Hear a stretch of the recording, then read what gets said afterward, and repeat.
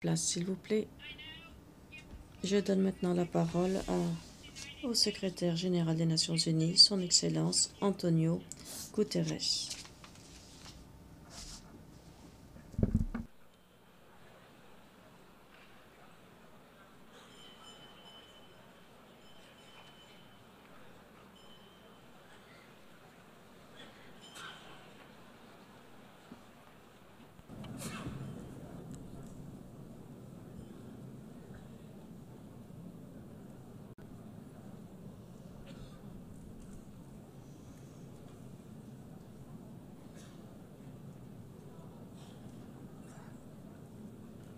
Please, could you take your seats?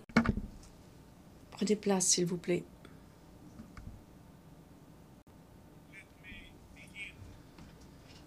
Je voudrais commencer ce discours par 3 mots que nous n'avons pas eu l'occasion de dire assez souvent dans cette salle. Madame la Présidente.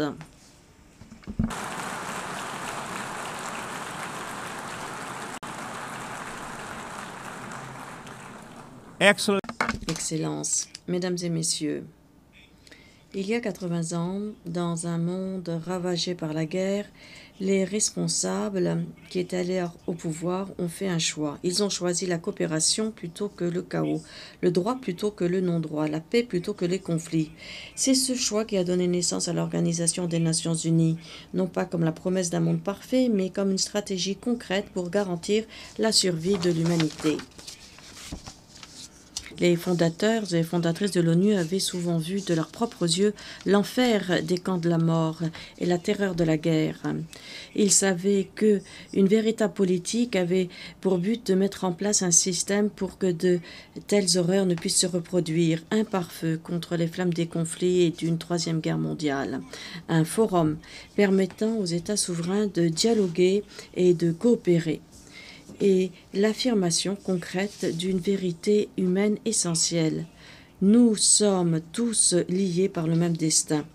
Et c'est dans cette salle de l'Assemblée générale que palpite le cœur de cette vérité. C'est la raison pour laquelle, depuis des décennies, les responsables du monde entier se réunissent en ce lieu unique. C'est la raison pour laquelle vous êtes toutes et tous ici aujourd'hui. Parce que lorsqu'elle joue pleinement son rôle, l'ONU est bien plus qu'un lieu de rencontre et de réunion. C'est une référence morale, une force de paix et de maintien de la paix, un gardien du droit international, un catalyseur du développement durable, une bouée de survie pour des personnes en situation de crise, un phare dans la nuit pour les droits humains, un centre qui traduit vos décisions, les décisions prises par les États membres en mesures concrètes. 80 ans plus tard, nous devons répondre à la même question que nos pères fondateurs et mères fondatrices en leur temps, mais elle se pose de façon encore plus urgente, plus complexe et plus implacable.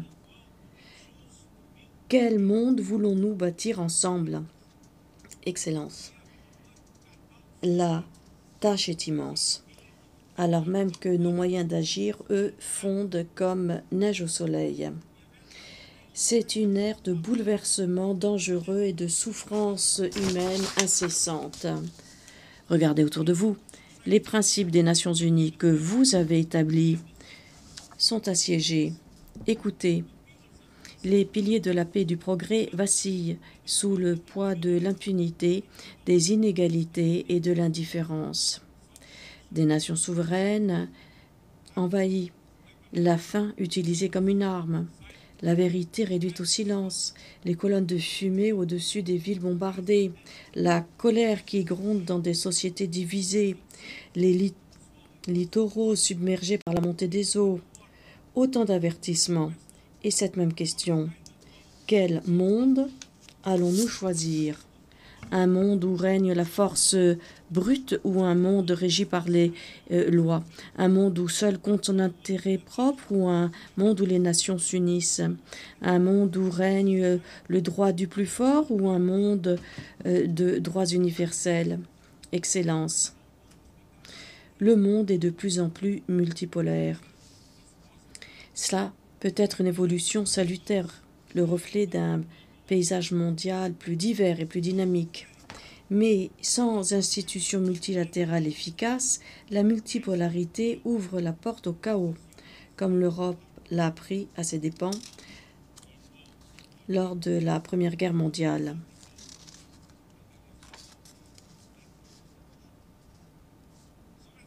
Donc, il faut dire les choses bien clairement. Promouvoir la coopération internationale, ce n'est pas faire preuve de naïveté, c'est preuve d'un pragmatisme plein de lucidité. Dans un monde où les menaces ne connaissent pas de frontières, l'isolement est une illusion. Aucun pays ne peut arrêter à lui seul une pandémie. Aucune armée ne peut enrayer la hausse des températures. Aucun algorithme ne peut rétablir la confiance une fois qu'elle est brisée. C'est la résistance de nos systèmes, la force de notre solidarité et la profondeur de notre détermination qui sont aujourd'hui mises à l'épreuve. J'en suis convaincue, nous pouvons réussir ces épreuves et nous le devons parce que les peuples partout dans le monde aspirent à quelque chose de mieux. Nous leur devons un système digne de leur confiance et un avenir à la hauteur de leurs rêves. Nous devons donc faire un choix actif pour réaffirmer la primauté du droit international, pour redonner au multilatéralisme sa place centrale, pour renforcer la justice et les droits humains. Et nous devons nous engager à nouveau à respecter les principes qui ont donné naissance à notre organisation, ainsi que la promesse portée par les premiers mots de la charte. Nous, les peuples, Excellence. Il n'y a rien d'idéologique dans le choix que nous devons faire. Ce sont simplement des questions de vie ou de mort pour des millions de personnes. Si l'on regarde le contexte mondial, 5 choix cruciaux s'imposent à nous. Premièrement, nous devons faire le choix d'une paix ancrée dans le droit international. La paix est notre première obligation. Pourtant, aujourd'hui, les guerres font rage avec une barbarie que nous avions juré de ne jamais permettre. Trop souvent, on brandit la charte quand elle nous arrange et on la foule aux pieds quand elle dérange. Mais le respect de la charte n'est pas facultatif. La charte, c'est notre fondation. Et lorsque cette fondation se fissure, tout ce qui est construit dessus craque partout dans le monde. Nous voyons des pays agir comme si les règles ne s'appliquaient pas à eux. Nous voyons des êtres humains traités comme si leur vie n'était rien. Et nous devons dénoncer cela. L'impunité est la mère du chaos.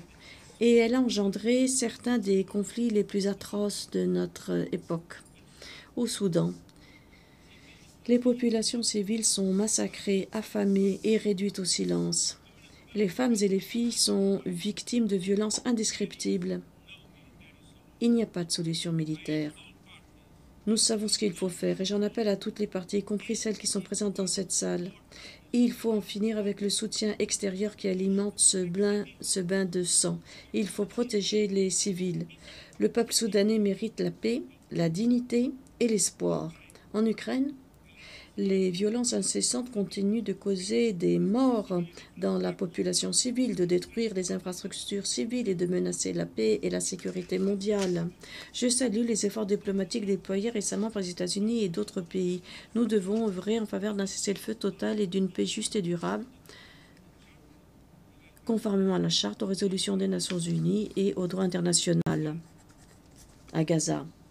Voilà bientôt 3 ans que les horreurs s'enchaînent de manière monstrueuse. Elles sont le résultat de décisions qui défient l'humanité la plus élémentaire.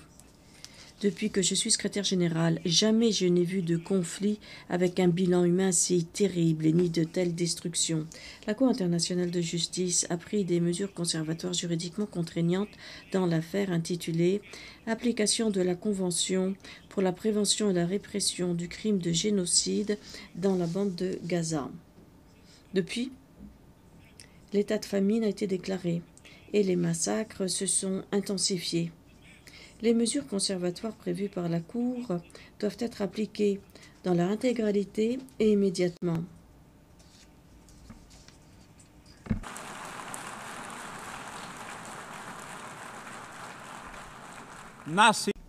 Rien ne peut justifier les horribles attaques perpétrées par le Hamas le 7 octobre, ni la prise d'otages, et je les ai condamnées à maintes reprises.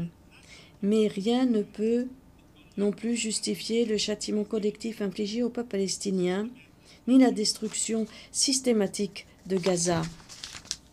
Nous savons ce qu'il faut faire. Le cessez-le-feu permanent doit être décrété tout de suite. Tous les otages doivent être libérés tout de suite et un accès humanitaire complet doit être immédiatement rétabli. Nous ne devons pas renoncer à la seule réponse viable pour une paix durable au Moyen-Orient. Une solution à 2 États. Tel que réaffirmé avec tant d'éloquence hier, nous devons inverser d'urgence les tendances dangereuses observées sur le terrain. Et il faut mettre un terme à l'expansion des colonies, aux violences incessantes des colons ainsi qu'à la menace d'annexion imminente. Partout, d'Haïti au Yémen, en passant par le Myanmar ou encore le Sahel, entre autres, nous devons choisir une paix ancrée dans le droit international. L'année passée avait donné quelques lueurs d'espoir, qu'il s'agisse du cessez-le-feu entre le Cambodge et la Thaïlande ou de l'accord entre l'Azerbaïdjan et l'Arménie négocié par les États-Unis. Mais il y a encore bien trop de crises qui sévissent. Incontrôlée, l'impunité règne. Le non-droit est une maladie contagieuse. Il sème le désordre, propage la terreur et risque de provoquer une ruine nucléaire généralisée. Lorsque l'impunité gagne du terrain, les morts peuplent les cimetières. Quand le personnel des Nations Unies et les locaux de l'ONU sont attaqués en violation des obligations juridiques, c'est à notre capacité même d'aider au mieux les populations que l'on s'en prend. Le Conseil de sécurité doit se montrer à la hauteur de la situation. Il doit être plus représentatif, plus transparent et plus efficace. Il ne faut pas se contenter de réagir aux crises, mais aussi s'attaquer aux injustices qui sont à l'origine des conflits, l'exclusion, des inégalités, la corruption, l'impunité. Laisser la justice retentir est le plus sûr moyen de faire taire les armes. Le règne de l'équité avec des possibilités pour tous est la clé d'une vraie sécurité. Ça m'amène au deuxième point. Nous devons choisir les droits humains et la dignité humaine. Les droits humains ne sont pas un ornement de la paix, ils en sont le socle. Les droits humains, sociaux, économiques, politiques, civiques et culturels sont universels, indivisibles et interdépendants. Choisir les droits, c'est plus que des paroles. C'est choisir la justice plutôt que le silence.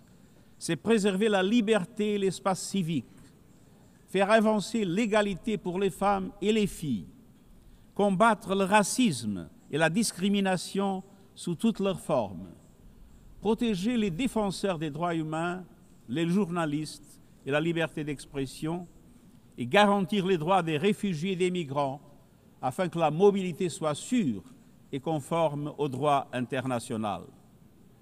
Les droits humains sont un combat quotidien, en ligne comme hors ligne. Ils exigent de la volonté politique, mais la dignité ne se résume pas à la protection des droits. Elle exige pleinement concrétiser ces droits grâce à un développement inclusif et résilient. Des droits qui mettent fin à la pauvreté et à la faim. Des droits qui ouvrent de la voie de l'éducation, de la santé et des opportunités. Les objectifs de développement durable sont notre feuille de route commune pour concrétiser ces droits. Mais pour avancer sur cette voie, il faut du carburant. Ce carburant, c'est le financement, et nous savons ce qu'un développement bien mené peut accomplir. Au cours de la dernière décennie, des millions de personnes supplémentaires ont accédé à l'électricité, à des solutions de cuisson propres et à l'Internet. Le mariage des enfants recule, la représentation des femmes avance, mais les coupes dans l'aide au développement font des ravages. Pour un grand nombre de personnes, elles représentent une condamnation à mort. Pour tant d'autres, un avenir confisqué. C'est là tout le paradoxe de notre époque. Nous avons les solutions, mais nous siphonnons le carburant qui nous permettrait d'avancer. Choisir la dignité, c'est choisir la justice financière et la solidarité. Nous devons réformer l'architecture financière internationale afin qu'elle soit au service du développement de toutes et de tous. Avant que des banques multilatérales de développement plus grandes et plus audacieuses, qui prêtent davantage et mobilisent plus de capitaux privés pour les pays en développement, avec des mécanismes d'allègement de dettes plus rapides et plus justes, couvrant tous les pays en difficulté, y compris ceux à revenus intermédiaires. Une protection des ressources nationales en s'attaquant aux flux financiers illicites et aux pratiques fiscales abusives qui volent aux sociétés leur avenir. Et des institutions financières mondiales à l'image du monde d'aujourd'hui, avec une participation bien plus forte des pays en développement dans sa composition et ses décisions. Alors faisons le choix d'une économie mondiale au service de toutes et tous. Faisons le choix des droits humains et de la dignité et donnons-nous les moyens d'une transition juste pour les peuples e la planeta.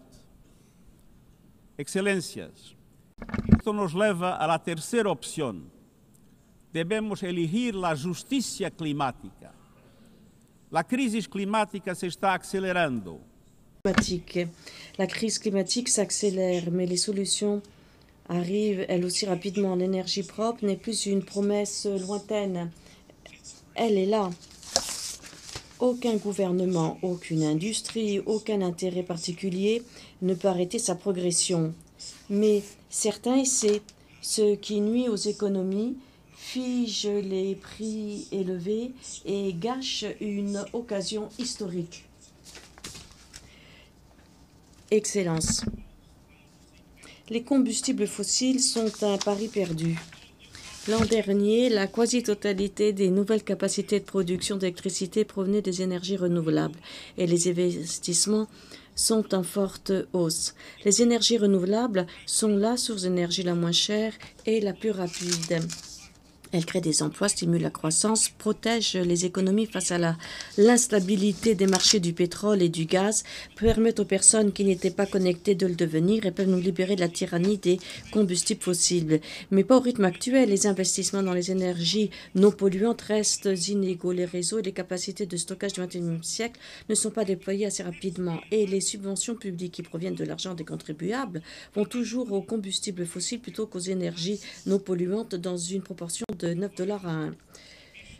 Pendant ce temps, les émissions augmentent, les températures montent et les catastrophes se multiplient. Et ceux qui en sont les moins responsables en souffrent le plus. Il est encore possible de limiter la hausse de la température mondiale à 1,5 degré Celsius d'ici la fin du siècle. Mais le temps est compté. Comme la Cour internationale de justice l'a affirmé, les États ont à cet égard une obligation juridique. Nous devons redoubler d'efforts et d'ambition, en particulier en renforçant les plans climatiques nationaux. Demain, j'accueillerai les dirigeants qui annonceront de nouveaux objectifs.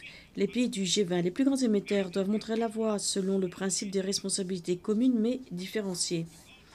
Mais tous les pays doivent faire des efforts supplémentaires à la veille de la conférence des Nations Unies sur le climat qui se tiendra au Brésil. En accélérant les mesures prises dans les domaines de l'énergie, des forêts, du méthane et de la décarbonisation industrielle, en définissant une feuille de route crédible pour mobiliser 1 300 milliards de dollars des États-Unis par an en financement climatique d'ici 2035 pour le pays en développement, en appuyant des transitions justes, en doublant les financements de l'adaptation pour atteindre au moins 40 milliards de dollars des États-Unis cette année et en déployant rapidement des outils à l'efficacité avérée pour débloquer des milliards de dollars supplémentaires en financement à des conditions favorables et en versant des contributions importantes au fonds pour les pertes et dommages. Pour ce faire, les gouvernements, les institutions financières internationales, les organisations philanthropiques, la société civile et le secteur privé doivent travailler ensemble. Ils doivent créer une marge de manœuvre budgétaire pour les pays en développement et débloquer des sources de financement nouvelles ou innovantes à grande échelle, notamment des taxes de solidarité sur les secteurs à fortes émissions et des conversions de dettes. Les solutions et les outils nécessaires sont à notre portée, mais nous devons faire le choix de la justice climatique et de l'action climatique. Quatrièmement, nous devons choisir de mettre la technologie au service de l'humanité. L'intelligence artificielle est en train de redéfinir l'existence humaine en temps réel. Elle transforme notre façon d'apprendre, de travailler, de communiquer, et même ce en quoi nous pouvons faire confiance. La question n'est pas de savoir comment l'arrêter, mais comment la mettre au service du bien commun. Nous devons être les maîtres de la technologie, pas ses esclaves. Elle doit faire progresser les droits humains, la dignité humaine et garantir la capacité d'agir des êtres humains. Pourtant, aujourd'hui, l'IA, qui est concentrée entre les mains d'un petit groupe, progresse plus vite que les cadres de réglementation et de responsabilité. Et les risques s'étendent à de nouvelles frontières des biotechnologies aux armes autonomes.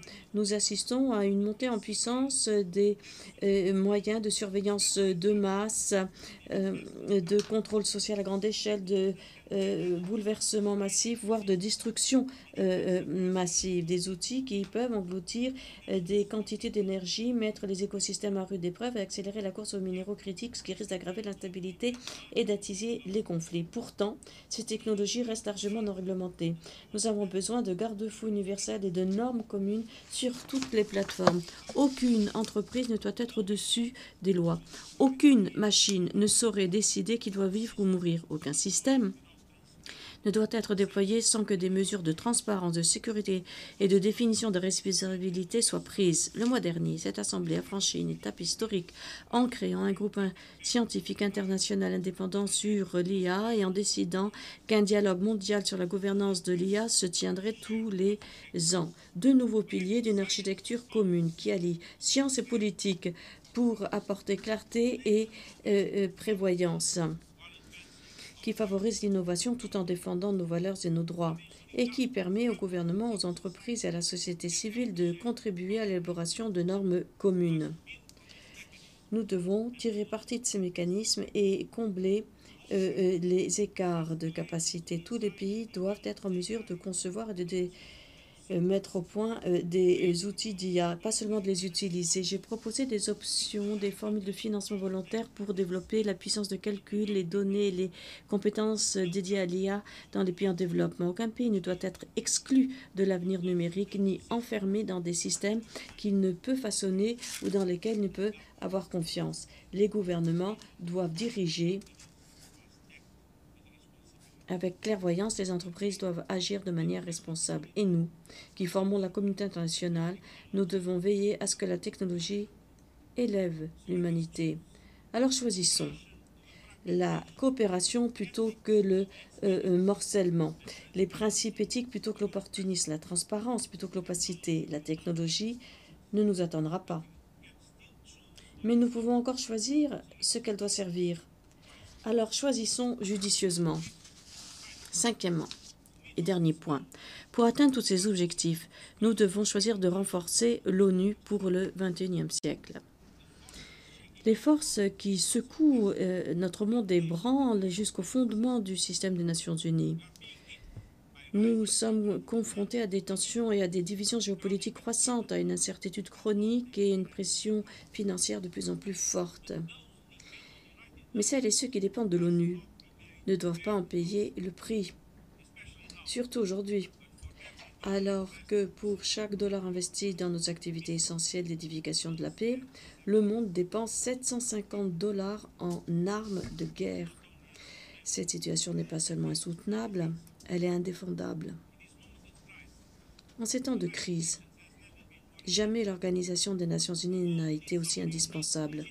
Le monde a besoin de la légitimité unique que nous incarnons, de notre capacité de rassemblement, de notre volonté d'unir les nations, de réduire les divergences et de relever les défis qui se présentent à nous. Avec le pacte pour l'avenir, vous avez montré votre détermination à construire une organisation plus forte, plus inclusive, plus efficace.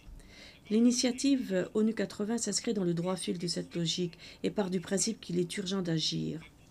Nous avançons promptement et avec détermination. J'ai présenté des propositions concrètes, un budget révisé pour 2026 qui renforce l'obligation de rendre des comptes, améliore la prestation des services et réduit les dépenses. Des réformes pratiques visant à exécuter les mandats de manière plus rationnelle et efficace et à obtenir de meilleurs résultats. Et des idées pour susciter un changement de paradigme dans la structure de l'ONU et dans la manière dont ses composantes travaillent ensemble. C'est à vous, les États membres, qu'il revient de prendre la majorité de ces décisions. Nous irons de l'avant en respectant pleinement les procédures établies. Ensemble, choisissons d'investir dans une organisation des Nations Unies qui s'adapte, innove et a les moyens d'agir pour les populations du monde entier. Excellence. Le message que je tiens à faire passer se résume à ceci. C'est maintenant qu'il faut choisir. Il ne suffit pas de savoir quels sont les bons choix. Je vous exhorte à faire ces choix. J'ai grandi dans un monde où les choix étaient limités. J'ai été élevé dans les ténèbres de la dictature.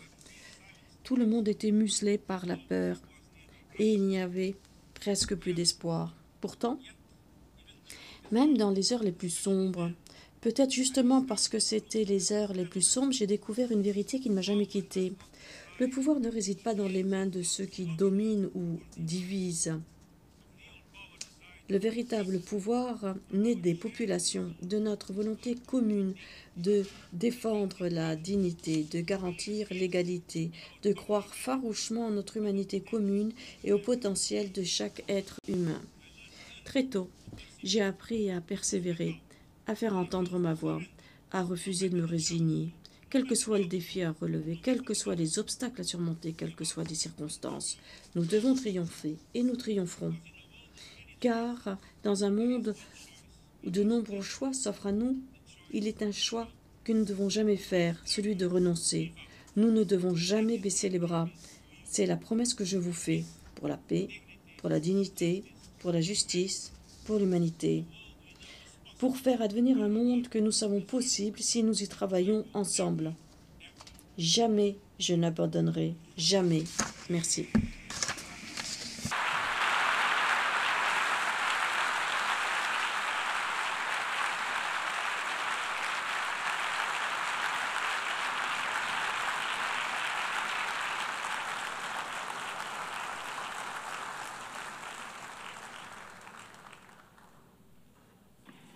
I thank the Secretary. Je remercie